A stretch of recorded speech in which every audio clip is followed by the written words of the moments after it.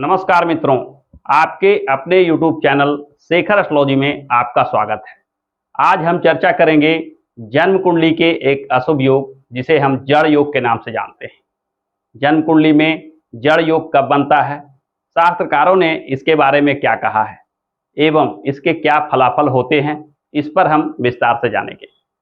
जैसा कि नाम से ही स्पष्ट होता है, जड़ योग यानी बुद्धि, विवेक, इसमें कुछ कमी रह जाना, दिमाग का जो कार्यशैली है, मन का जो कार्यशैली है, उसमें कमी रह जाना, जड़ या स्थिर हो जाना, यानी तेज गति से बुद्धि का नहीं चलना, जड़ योग कहलाता है।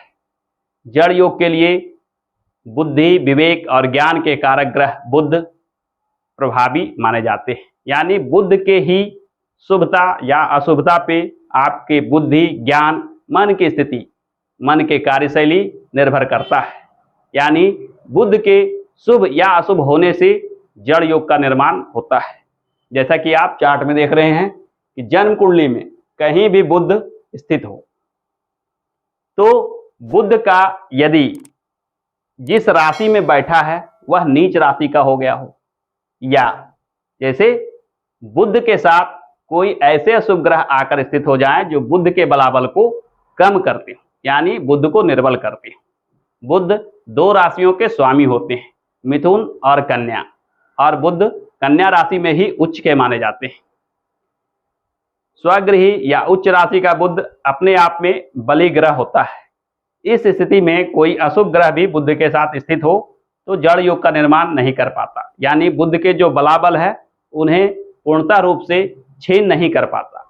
अतः मिथुन और कन्या राशि के बुध को छोड़कर अन्य किसी राशि में स्थित बुध यदि किसी अन्य अशुभ ग्रह के साथ स्थिति बनाकर कमजोर हो रहा हो, या बुध अपने नीच राशि यानी मीन राशि में स्थित हो जाए, तो यह निश्चित मानिए कि आपके कुंडली में जड़ योग का निर्माण हो रहा है, और जड़ योग के वजह से बुध के जो नैसर्गिक गुण हैं उनमें कमी रह जाती है। जैसे बुध हमें बुद्धिमत्ता, ज्ञान एवं कार्य करने की कुशलता, लगनशीलता इत्यादि देता है।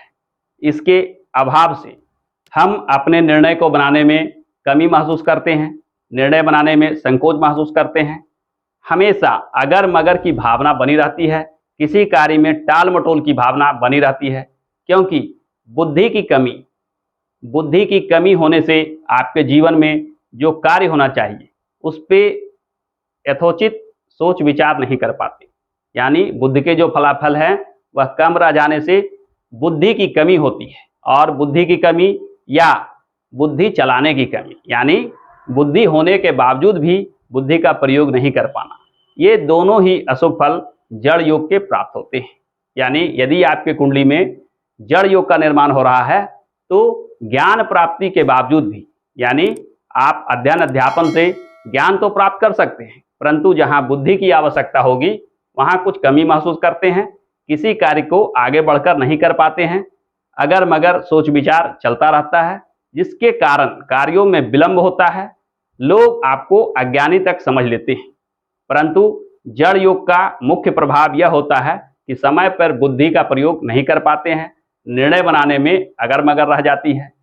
यानी जन्म कुंडली के अंतर्गत बुध बुद्धिमत्ता देने का एक प्रमुख कारक ग्रह है।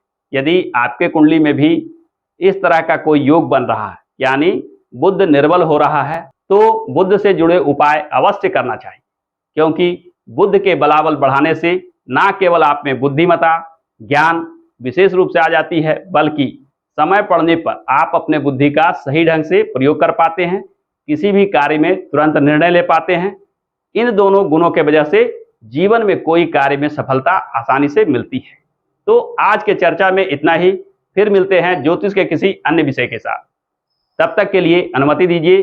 आपसे अनुरोध है कि इस चैनल को देखिए, लाइक कीजिए, शेयर कीजिए और सब्सक्राइब जरूर कीजिए। धन्यवाद।